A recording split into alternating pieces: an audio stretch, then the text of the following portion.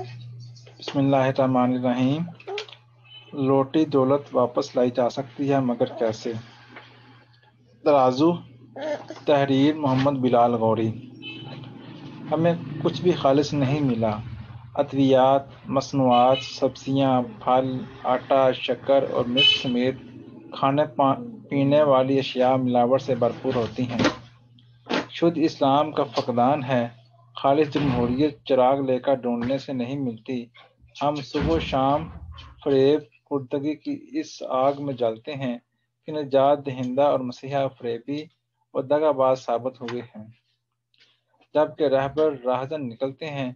کبھی کوئی نیک نیت فرما روا مؤثر آ بھی جائے تو اسے اچھی ٹیم میسر نہیں آتی، صالح اور نیک مشیر نہیں ملتے۔ بدعنوانی کے خوگر اسٹیٹس کو برقرار رکھنے کی ہر ممکن کوشش کرتے ہیں اور اسے کامیابی کی طرف نہیں بڑھنے دیتے۔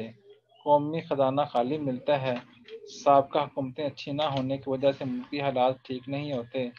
سابقہ دوار کی غلط پالیسیوں کی وجہ سے معاشی حالت دگرگوں ہوتی چلی جاتی ہے۔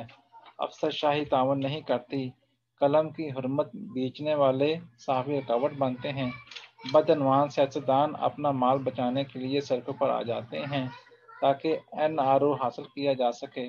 ناہمواری اور عدم تعاون کا یہ عالم ہے کہ انسان تو کیا حیوان بھی کرپشن پر مائل ہیں۔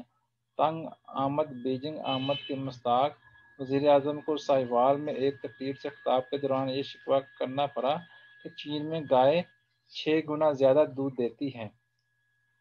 بات ہو رہی تھی ملاوٹ اور جیل سازی کی۔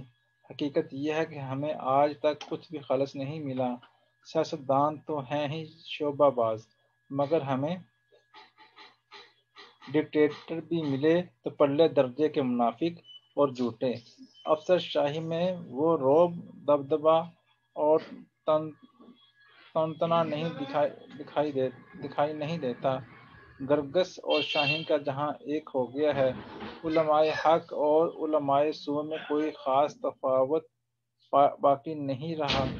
کبھی کبھی تو یہ سارا نظام ہی جعلی سا محسوس ہوتا ہے۔ پتر اور شدھ کی تو تلاش ہی عبث ہے۔ البتہ ہم یہ دعا کرتے ہیں کہ میسر آنے والی چیز میں ملاوٹ زیادہ نہ ہو۔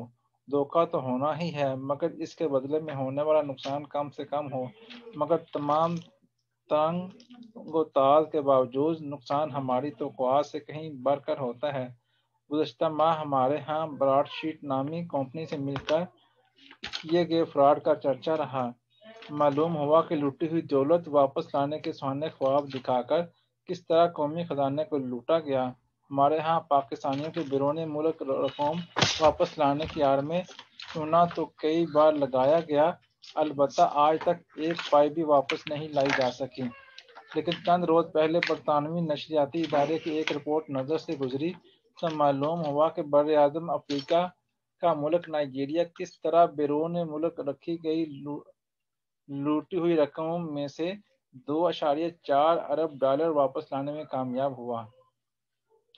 جنرل سانی اباچا جو نائجیریا کے آرمی چیف تھے اور بعد ازاں ڈنڈے کے زور پر باوردی وزیر دفاع بھی بن گئے، انہوں نے 17 نومبر 1993 کو انانی اقتدار پر قبضہ کر لیا، پھر 8 جون 1998 کو طبی موت مرنے تک بطور ڈکٹیٹر حکومت چلاتے رہے۔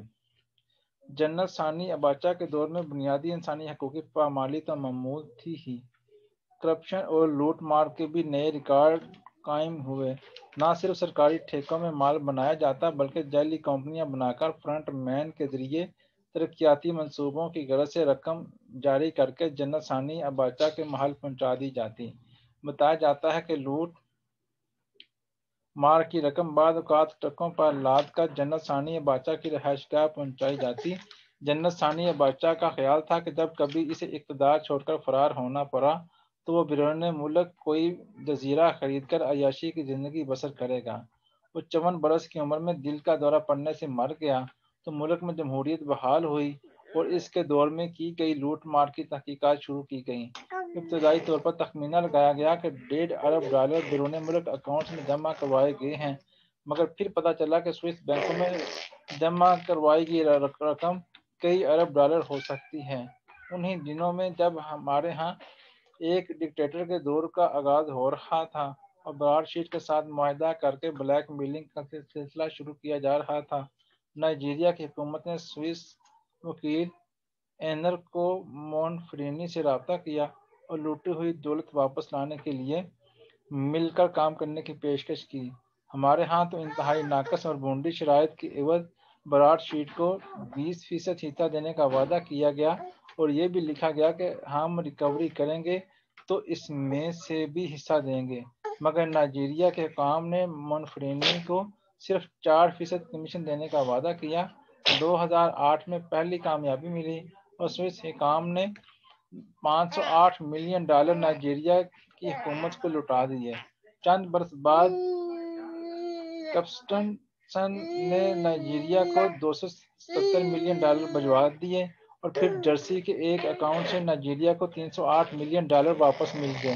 مجموعی طور پر $2.4 ارب وصول ہو چکے ہیں، جبکہ ابھی برطانیہ سے $30 ملین، فرانس سے $144 ملین اور جرسی سے مزید $18 ملین آنا باقی ہیں۔ مونفرینی نے یہ تفصیل اپنی کتاب ریکورنگ سٹولن ایسٹس میں بھی بیان کی ہیں۔ اگر سمت تبدیل کر لی جائے، اہداف بدل لیے جائیں اور نیت میں کھوٹ نہ ہو تو پاکستان بھی لوٹی ہوئی رقم واپس لا سکتا ہے۔ اللہ حافظ۔